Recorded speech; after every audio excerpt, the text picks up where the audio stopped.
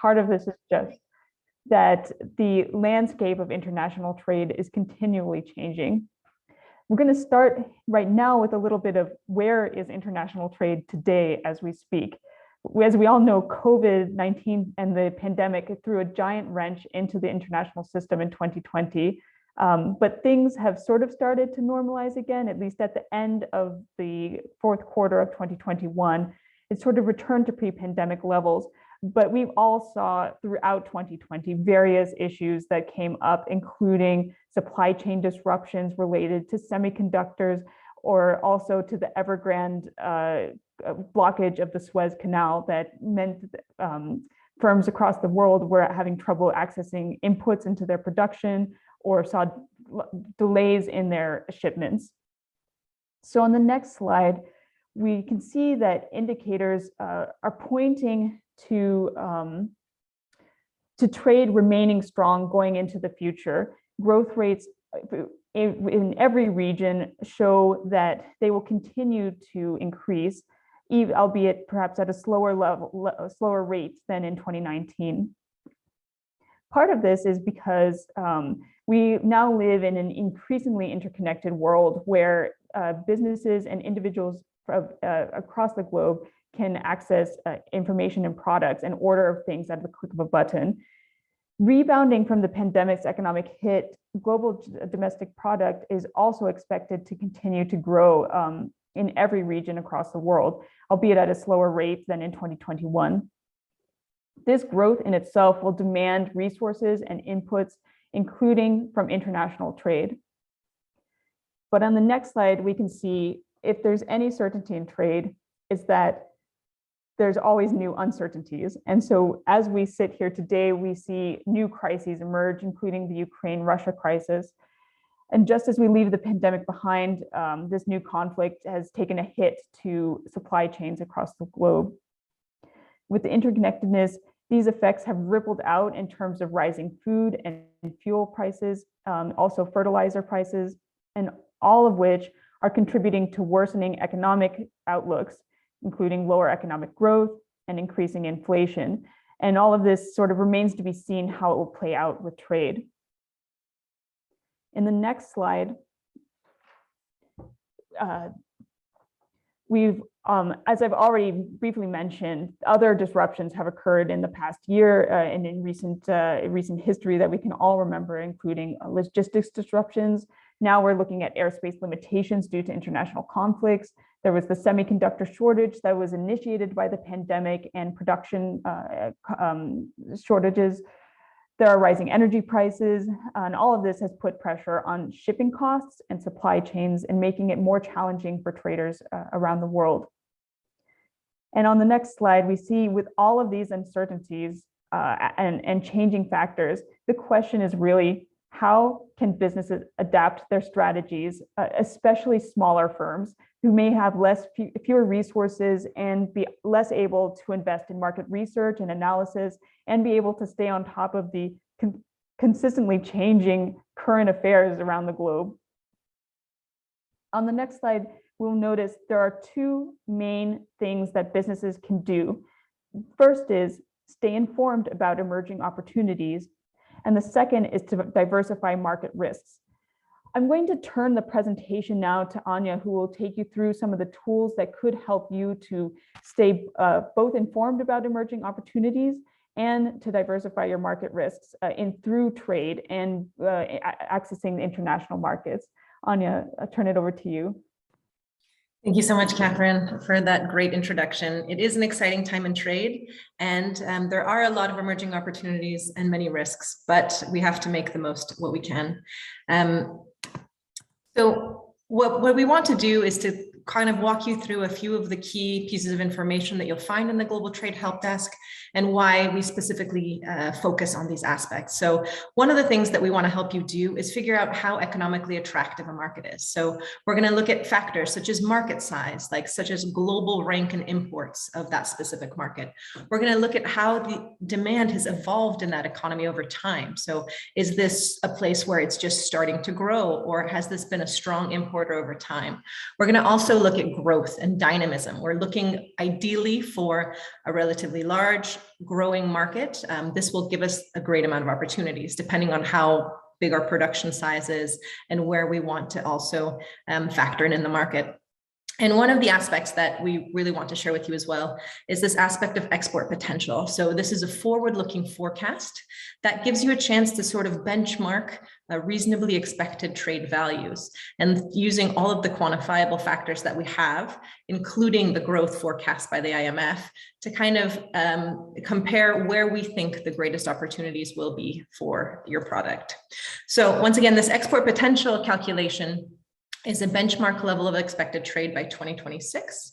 So it's a gravity-based model, but it takes into account basically a country's global market share. So if we think of, for instance, Peru and avocado exports, like what share of the global market does Peru have? It takes then into account the expected imports in a target market. So how much avocados does the US usually import from Peru? And then it also looks at tariffs, distances, and the strength of the bilateral trade relationship, and puts this together in an expected level of, let's say, avocado exports from Peru to the US by 2026. So this is definitely not a prophecy, but it's the best benchmark that we can give on what we expect given the expected GDP growth and also population growth in a given economy. What are the other things that we're interested in? For instance, how much will it cost you to export to a given market? So things like tariff costs.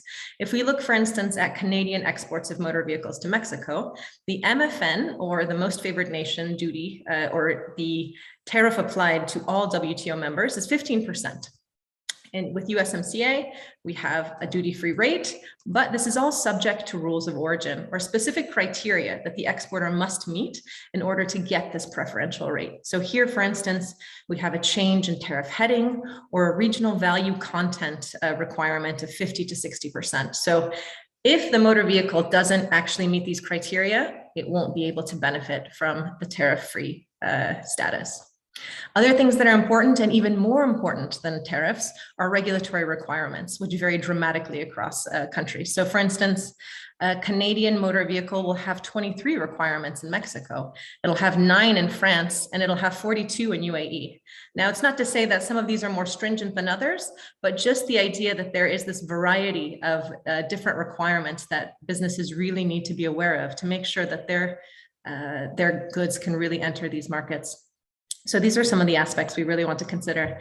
And in an effort to try to simplify market research for firms and to make information more accessible, we started the Global Trade Helpdesk initiative. So ITC, UNCTAD, WTO, also joined by 8 other organizations, including the World Bank Group, the World Customs Organization, the FAO, among others, UNIDO and ICC, have come together to create one portal called the Global Trade Helpdesk in order to make information more accessible and more easy to use for firms.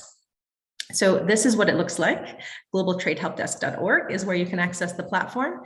It's currently available in English, French, Spanish, Arabic, Russian, and Portuguese, but we do hope to be able to also expand it to other languages in the future.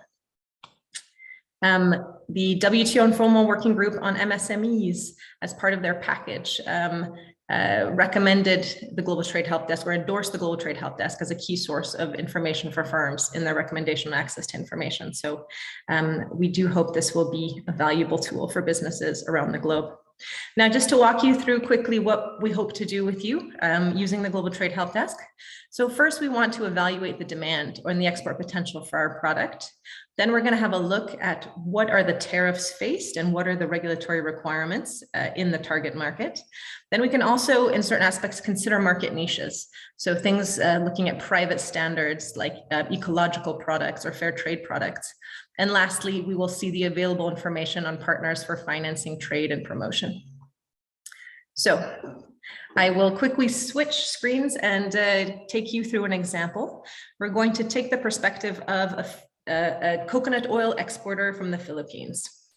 So if you'll bear with me for just 1 second.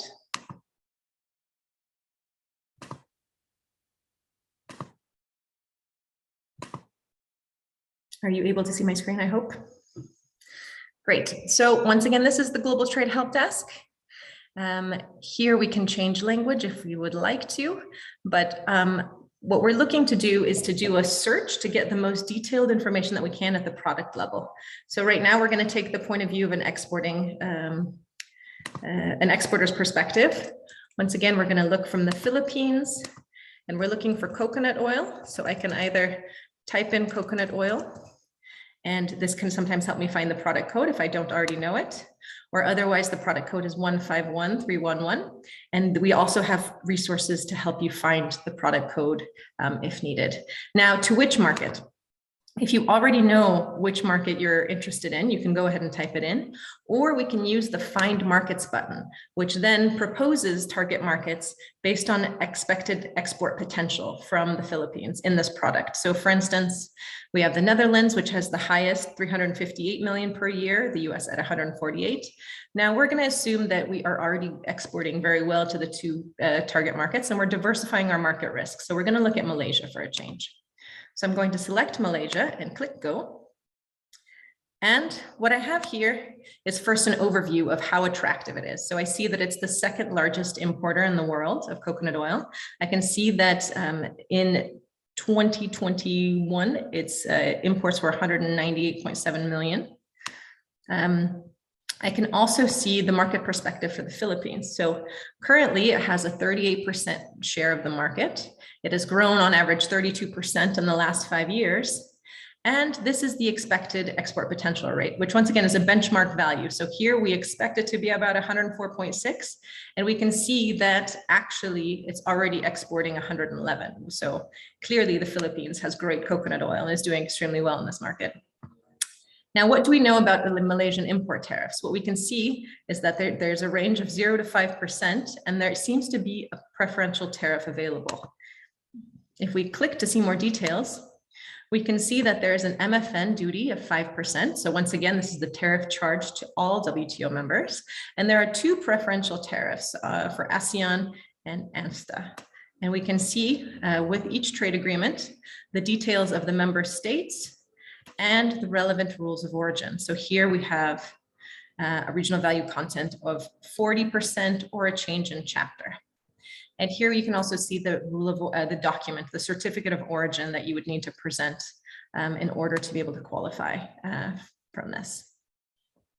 So we know now a little bit about how much we're going to pay in tariffs. But let's continue down, and we can see more information about the product requirements or the mandatory requirements. We can see that there are actually 14 regulations in the Philippines, domestic requirements for the export of coconut oil. And we can see that information here. We can see there's an inspection requirement, a testing requirement, a product quality requirement. So clearly the Philippines is already very careful about which coconut oils it exports. And we can also see the other requirements on the Malaysian side. So we have 9 product requirements, some market conditions, and we can get all of the details on these specific requirements. For instance, certification requirements, packaging requirements, and we can get down to the actual laws here and open them if we would like to read them in detail. And what's interesting also is that in addition to these, we can see here from the WTO, we can see that there's regulatory changes that have been notified. So here we can also see all of the SPS and TBT notifications that have been put out that would be applicable to coconut oil. That can also make sure we have the latest regulatory changes available. Now that we have a sense of how much it's going to cost us and how complicated or easy it might be to enter the market, and we have some information. This is actually from the World Bank. This is doing business information about country level time to cost and cost to export. This will actually be updated very soon. So this is something that's going to be revamped very soon on our website, but it's just indicative at the country level. And we also have information about how to put your plan in action and connecting with partners. So we have a business directory that links to TradeMap and also to Connect Americas that can help you find information about potential importers. So here I have the number of importing companies in Malaysia. for coconut oil. And I can see additional details about these companies here. Oop. Trade map is a little bit slow here. But here is a list of companies that you can access there. And in addition, we also have information about intellectual property offices. We have trade finance providers, and we also have the trade promotion agencies in the Philippines in case you need to get further advice. I also wanted to just flag one additional thing. If you have if you'd like additional information about trade procedures, you can have the contact and inquiry points from the WTO trade facilitation database here. So you can also find more information. If there's a single window, you can usually find that here. And the World Intellectual Property Organization also provides useful resources if you would like to assess your IP right protection needs, or if you'd like to register your brand name globally, you can also do that with these links. So that is how in one single search, we're able to find a lot of useful information. And if we would like to see the same details for another market, we simply click, for instance, on Indonesia, and we can see all of the same information for the next market here. So if you'll bear with me, I'll just go back to our PowerPoint for a second.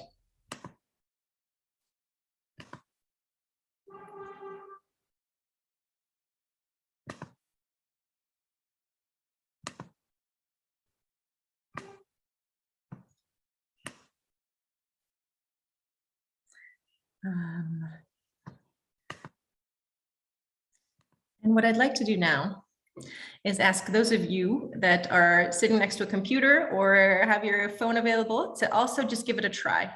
To also just take this opportunity to quickly see if you can do a search using the website, if it makes sense. Because if you're anything like me, usually when I see somebody else do something, I think it's super obvious and useful. And then when I do it myself, I realize I have some questions. So if you'd be willing to just have a look and see how it works in practice. So globaltradehelpdesk.org. And we'd like you to try exporting from the UK, X-ray machines. The product code is 902214. I don't know, perhaps Catherine, you can just put that in the chat in case it's helpful to people. 902214 is the product code. And we're looking to export to India. And I'd like to ask you to do this and answer a couple of questions about the information that you find. So I hope you're able to see a poll of exactly 3 questions. The first question is, what is the global ranking of India as an importer of X-ray machines? What is the export potential for UK's exports of X-ray machines to India? And what is the tariff that an Indian importer will pay for an X-ray machine for the UK? Great to see you already voting.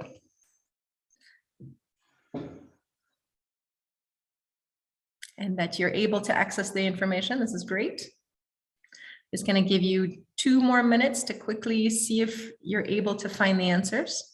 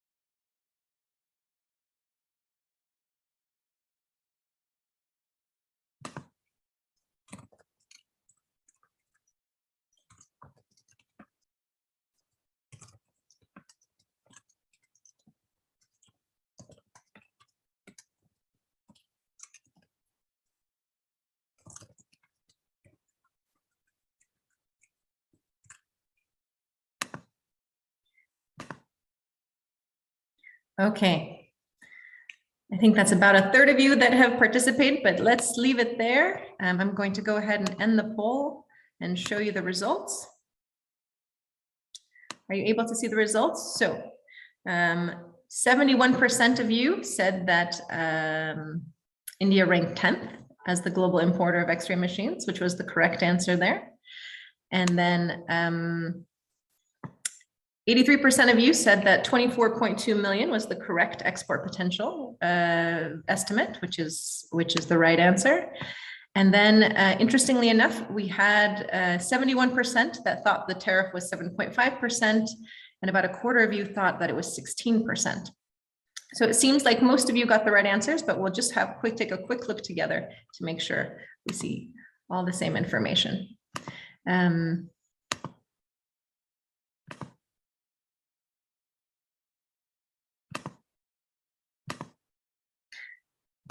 So once again, we took the perspective from the United Kingdom, or 902214. And then we went to, actually, it was one of the top 10, India. And here, once again, we can see that it's the 10th in global imports. We can see that import growth has been relatively strong. We can also see here that the last import value was 19.26 million. So there's still a bit of room for growth of what we expect compared to the export potential value. We can see that tariffs are 7.5%. And what's interesting here is that if you go and you can see here at the national tariff line, you can see that there's actually several different codes, possible codes for X-ray machines. But when you click through them, you can see that it's 7.5% for all of them. However, in certain cases, this is where you'll be able to see if there's a difference between different types or different specific products under a 6-digit heading at the national tariff line. So please be careful and always double check here. And so thank you so much for participating and for making sure that you were able to find the information. If we go back to our presentation for just a moment.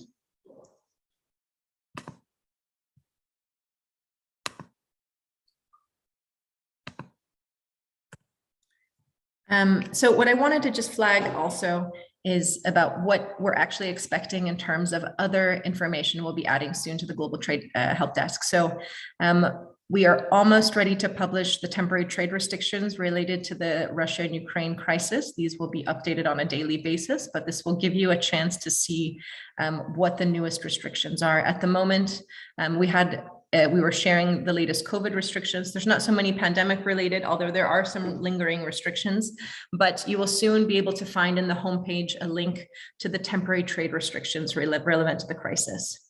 And another thing that's coming soon is that IATA, the International Air and Traffic Authority, will be providing links to logistics providers that provide services from one market to your destination market. So you'll soon be able to contact and have contact information about potential suppliers, logistics providers, so that you can see what your transport costs would be and how to get your goods to another market. Now, what additional information might you be interested in? You might want to also know about the distribution options, buyers in the market. You might want additional information there. You'll always want to know what the prices are and compare those in the target market, learn more about consumer preferences and about transport costs. And I now will turn it over to Catherine to tell us a little bit more about where else we can find additional information. Thanks, Anya. Yeah, I would love to tell you all about a sort of new resource that's been developed at the request of the WTO MISME Informal Working Group, where additional information on trade can be found. So Trade for MISMEs, it's a new website. It's still in the process of being developed, but it is currently live. It's at the initiative of the WTO MISME Informal Working Group, as I mentioned, and this is really to try to fill in some gaps in terms of information that's available. It's not trying to rewrite information that may already be accessed on the internet, accessible, but what a common comment that was heard by the group was that it's not that there isn't enough information, it's that in fact there's too much information, and which information is the correct information regarding trade that a business should really be looking into. So the Trade for MISME's website tries to sort of curate this and streamline it, make it more accessible for businesses that don't have enough time to be searching the web, trying to locate that information themselves. Trade for MISME complements the Global Trade Help Desk. It links also to additional resources that are out there on a range of subjects. As Anya mentioned before, these are other trade-related topics that may not just be market research. This could include cybersecurity, for example, or also access to trade finance. Currently, the website is only available in English, but within the next coming days, I think hopefully this week even, it should be released in Spanish and French. So on the next slide, we'll see that Trade for MISMEs is divided into two main sections. This is the first section regarding MISME resources. It is links to information and tries to bring businesses on a journey of exporting and even on importing as well. MISME resources include this roadmap of topics that includes things like before trading services, what should I know? Or before trading goods, what should I know? And even what is trade finance and how can I access it? So each of these buttons will bring you to a list of short guides that have been developed. And within each of these guides are links to external resources, including the Global Trade Help Desk, which is featured prominently throughout the website. It's a close partnership in this case. And all of the businesses can learn more information at each of these stops along the way.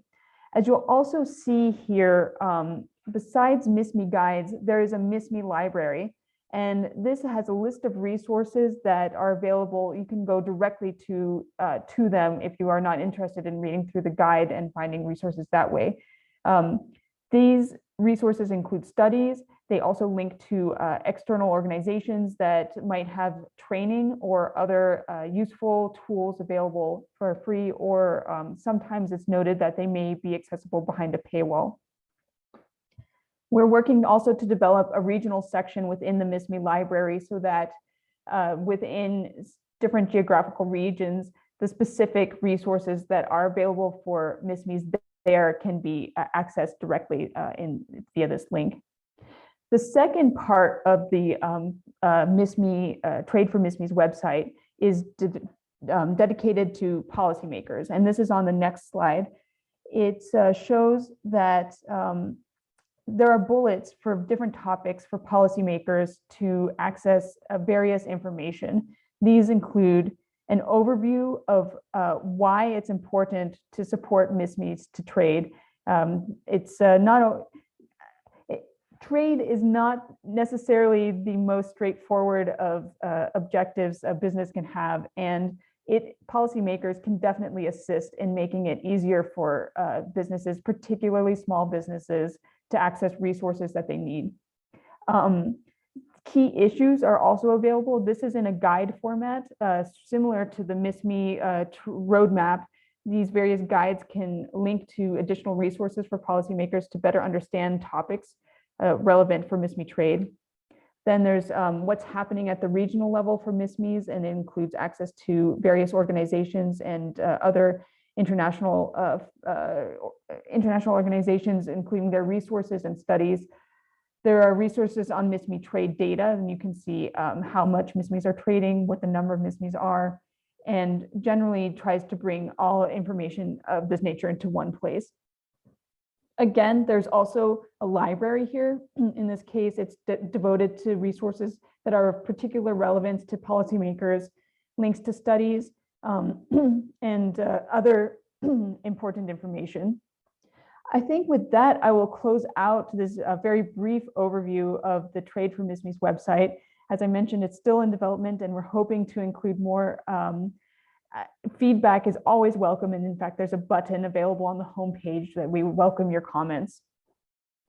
Anya, let me please turn it back over to you to close it out.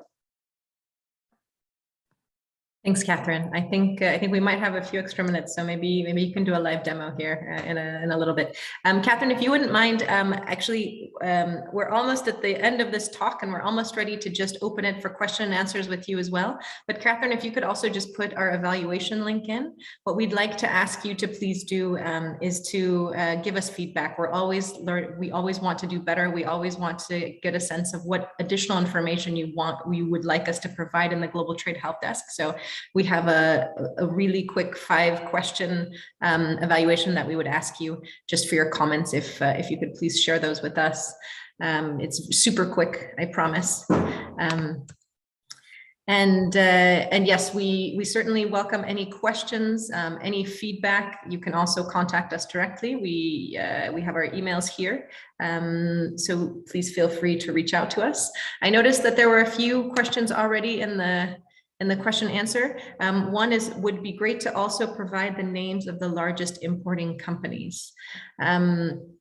This would certainly be wonderful. I think this would require having access to all of the customs data at the transaction level from governments, which at the moment we don't have. But we do try to pull together information from Dun & Bradstreet, from Compass, from Connect Americas, and certainly our coverage in some economies is a little bit better than others. So, but the coverage of company data and trying to provide additional details is something that we will also be looking forward to in the future. We had previously a question about, is it possible to provide product-specific time and cost of shipping? At the moment, we do not have a cost estimator for transport and logistics costs, but as I said, IATA information on logistics providers will be added soon, and then that will give you at least the option of connecting with logistics providers and getting that detailed information yourself. And we also had a question on bulk downloads. So currently we do not have a bulk download option. We try to provide the most detailed information at the product and target market level while still leaving it comparable, which is why it's at the 6-digit level of the harmonized system.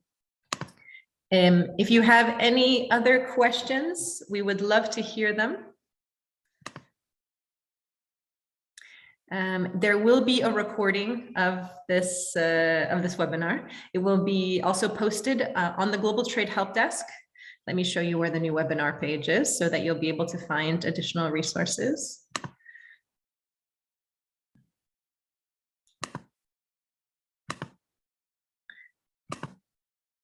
So here we are back on the Global Trade Help Desk. Here we actually have a section, we have a tutorials and training section, which actually provides links to a bunch of different training programs from across all of the agencies that work together on the Global Trade Help Desk. But we also have this webinars tab here, which allows you to register for the next upcoming quarterly webinar. This week we have our first ones, and you will also be able to find previously recorded webinar sessions here in this section. So you'll be able, if you missed a session or if you'd like to watch something again, you will have all of that available here. And as I mentioned before, in case you have trouble finding your product code, you can also go through the harmonized system and either do a keyword search or look through the system to find the appropriate product code in that way.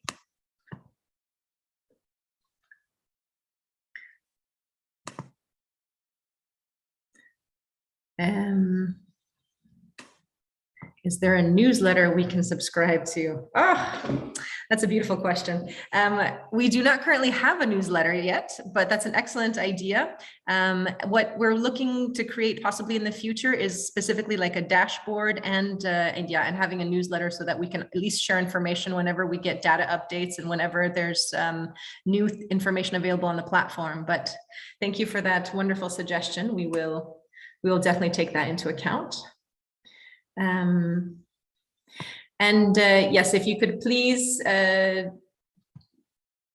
fill out the form that Catherine shared, the quick Google Doc link. It's really only just a few questions, and we always love to hear from you.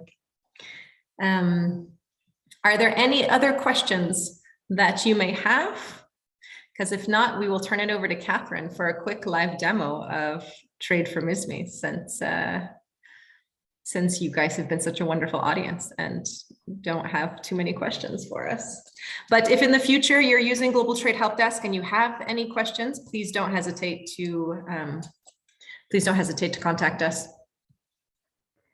Thank you, Anya. I also want to put out there that, as I mentioned, that the Trade for MISME's website is being developed, and we are very interested in feedback concerning this website. So please don't hesitate to send an email. Also, regarding newsletters, if you are interested, the MISME Informal Working Group does have a newsletter that's published between 2 and 3 times a year. If there are updates to the Global Trade Help Desk, they will likely appear there. As already mentioned, the MISME Informal Working Group strongly supports the Global Trade Help Desk. It's part of the group's recommendations, and so they keep close tabs on it and try to promote it wherever possible. Let me share my screen now and see if I can take everybody through preferences. Oh dear, I may end up having a challenge here. Turns out my laptop may not have this allowed. Would you like me to share? I'm going to just quickly, I see there's a question on services. Is there an equivalent for services? We would love to include services, and this is certainly something we aim to do in the future. At the moment, Vashti, what we found is that the quality of data and let's say, granularity of data isn't quite there yet for services. So the information tends to be quite broad, and we haven't been able to pull together really detailed information across countries, because for many countries, there actually are no bilateral statistics on trade. So we know what their global exports are of a particular service, but we don't even know to which countries it is. So, and services regulations tend to be, the coverage there is also not as good as it is for products at the moment. So this is certainly something we're working towards. I see that there were also 2 questions previously on access to markets. I'm sorry if I missed those. Let me find what the access to market questions were. Is this similar? How does it compare with EU access to markets? So this is somewhat similar to EU access to markets. I would argue that access to markets has one feature that we don't yet have, which I think is an excellent one, which is actually a rules of origin assessment tool. So you can see how closely you are to qualifying for a rule of origin under a specific trade agreement, which I think is a fantastic feature, and we don't yet have that. I think broadly the information is similar. In certain aspects, the Global Trade Help Desk has additional information. So on trade procedures, sometimes we have additional information. We'll have additional information on intellectual property protection. So I think they're complementary. And access to markets only provides information for European markets, whereas Global Trade Help Desk covers 200 economies in the world. So this is, I think, the main difference. I'm not sure if I answered your whole question there. So I see a question, there's an MFN tariff and it doesn't include the extra tariffs for US when exporting from China. This is an interesting question, Nestle. I would actually like if you could write me an email with the exact details of this, because I'd like to get back to you on this. I'd like to double check what tariff information you're looking for and make sure that we have the latest information. But I believe that we do have complete tariff information from China.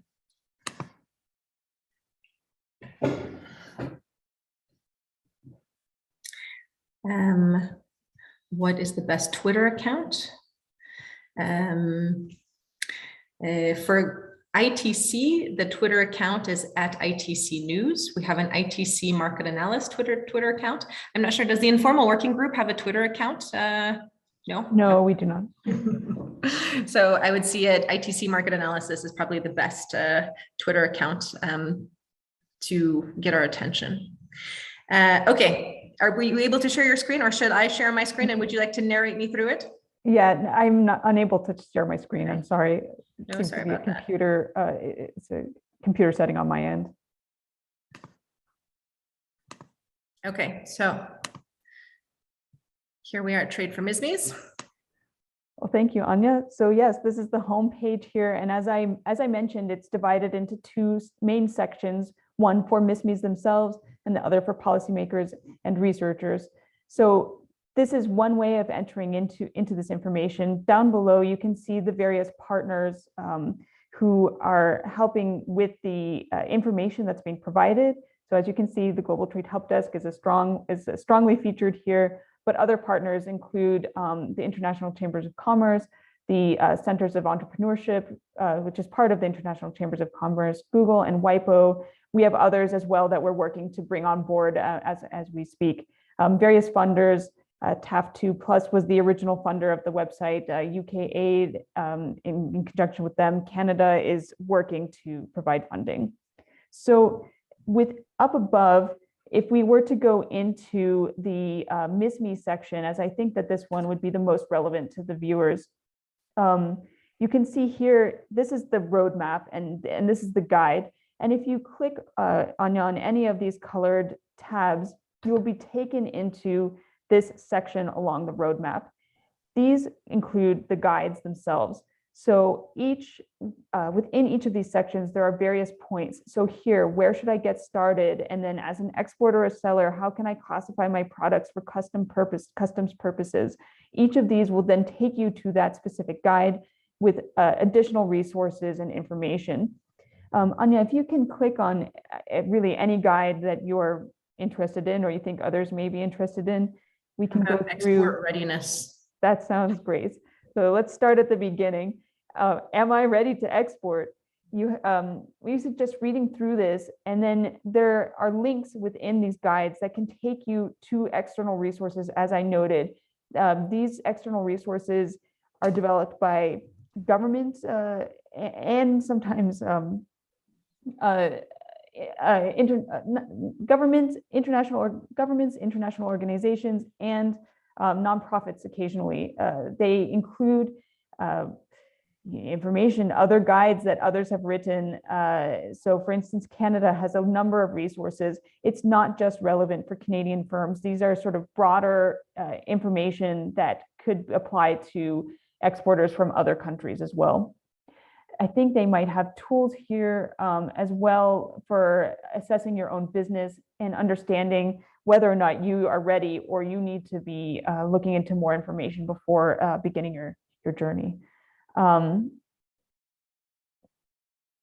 So this is one area. And then if we go back to the Trade for MISMEs webpage, from here, it's possible to access, if you go, back to the MISME section. Back to the guide, back to the roadmap. We're still working on some navigational issues, but if you were to go down to the bottom of the guides themselves, there's a way to return back to the map. And up here, so MISME Library, as I mentioned, is the other half of the various resources that are available. So you can search by topic, perhaps. I mean, as was brought up by one of the participants, is there information on trade and services? It's disparate, but there is some here. For example, we have what we have found that's available around the web, and we're always interested in learning about more resources. So if you do find a resource that you think would be helpful for others, please include it in a message on the Trade for MISMEs on homepage. You can send a message to us. But here is information such as how to access finance, regional trade agreements and how they apply to trade and services, just general information. And each of these resources has a brief description, and you can go directly to the website where the resource is available.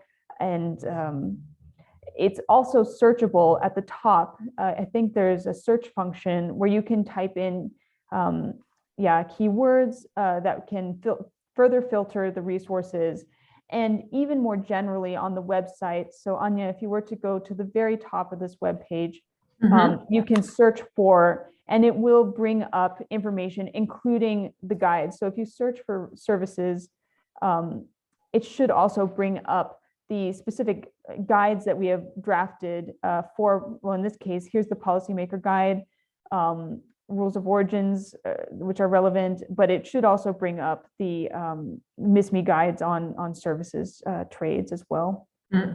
Yeah, I think I put in services regulations, so maybe that was It's too specific. Okay, but I think. Well, I think that that this gives you a taste for what's available now, and also within the library, as I noted earlier, there's going to be a push for regional resources as well. So within the MISME library, in that second tab at the top, if you go down on the page, so you can search by topic, and even further down, you can search by region. Some of these still need to be filled out, but we're hoping to include more information that's very specific to MISMEs within each of these various geographical regions, tools that might be available just for them. And as noted, shortly there will be a Spanish and French translation of this website, which I think will be more pertinent for some of these regional information resources.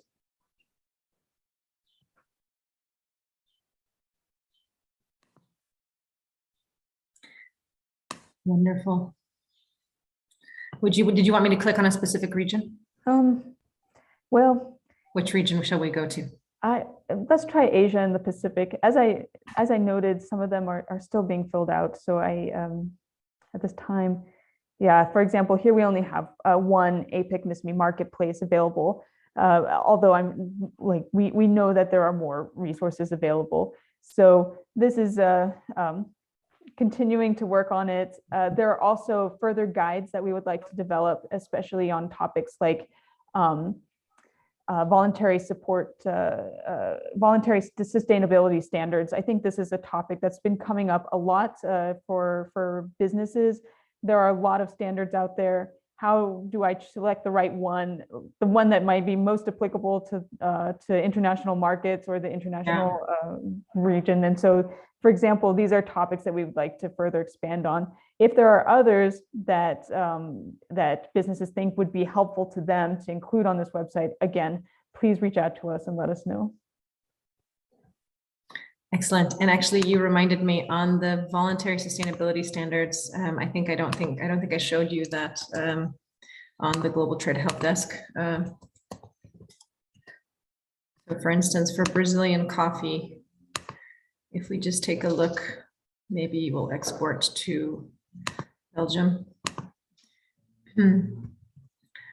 On the requirements, we also, whenever it's relevant, we have a section on private sustainability standards, which takes us to sustainability map here.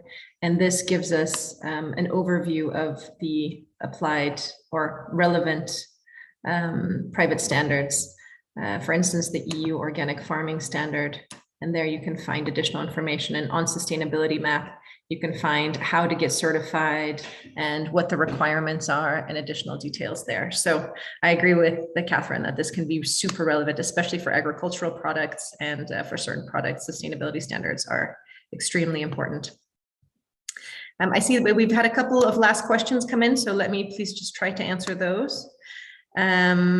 We have a question on all the countries have a directory. Is that relevant for Trade for MISMEs or for Global Trade Help Desk? That I'm not sure. Maybe Adriana, if you could please add a little bit more details there, or send us an email, I would be happy to respond.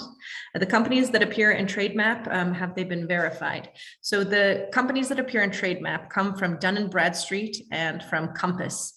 So they have been verified by those databases.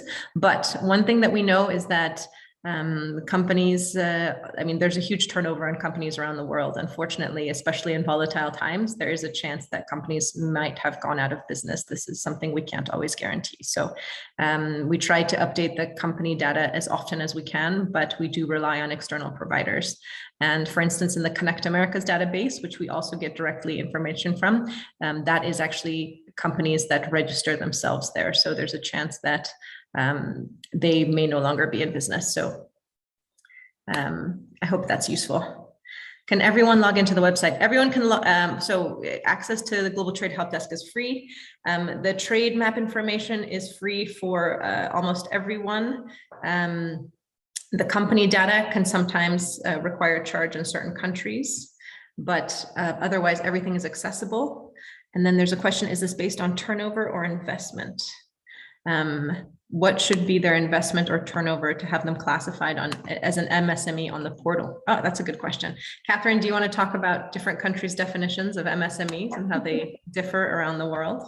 Or perhaps let me, I apologize if this is a bit of a non-answer. So the MISME informal working group specifically does not define what a micro, small, and medium-sized enterprise is, because of the fact that every single country has a slightly different definition.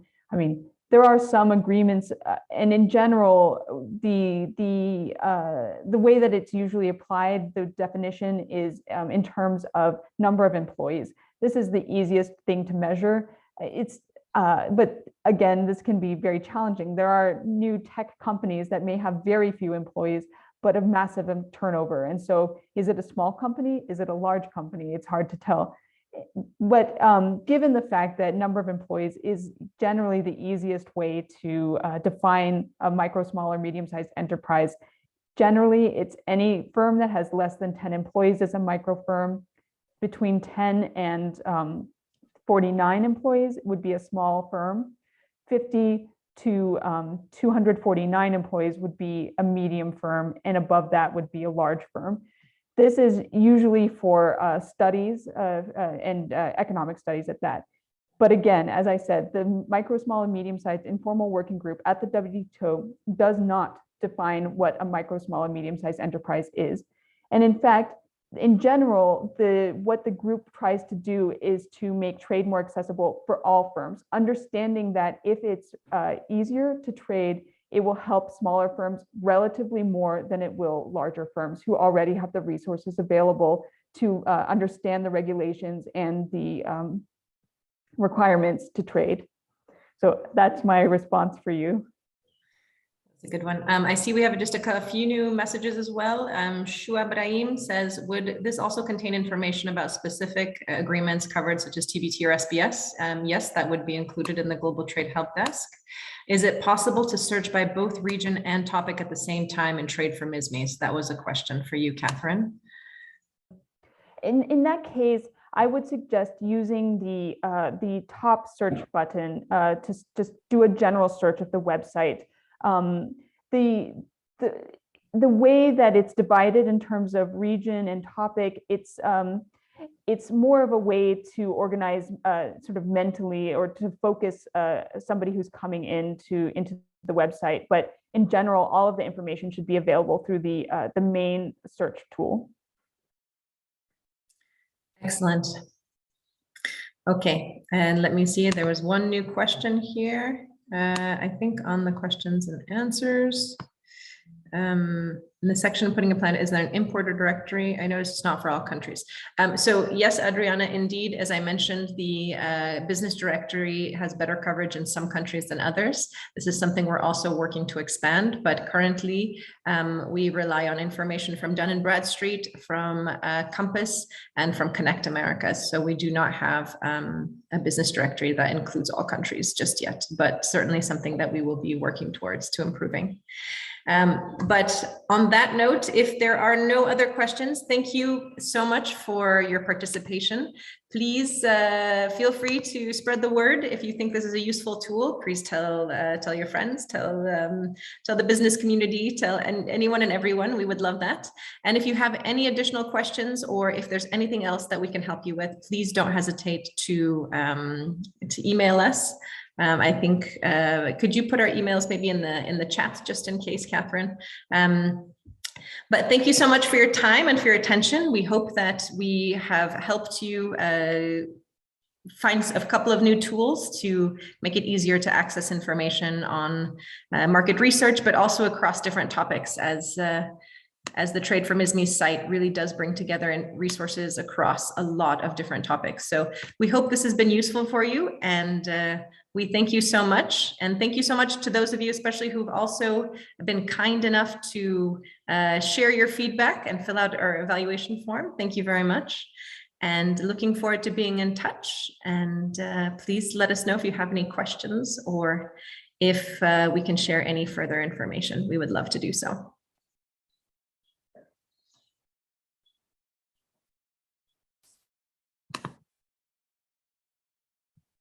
Thank you. Thank you from my side as well. It was really a pleasure. Always learn new things when I listen to the webinar on Global Trade Help Desk.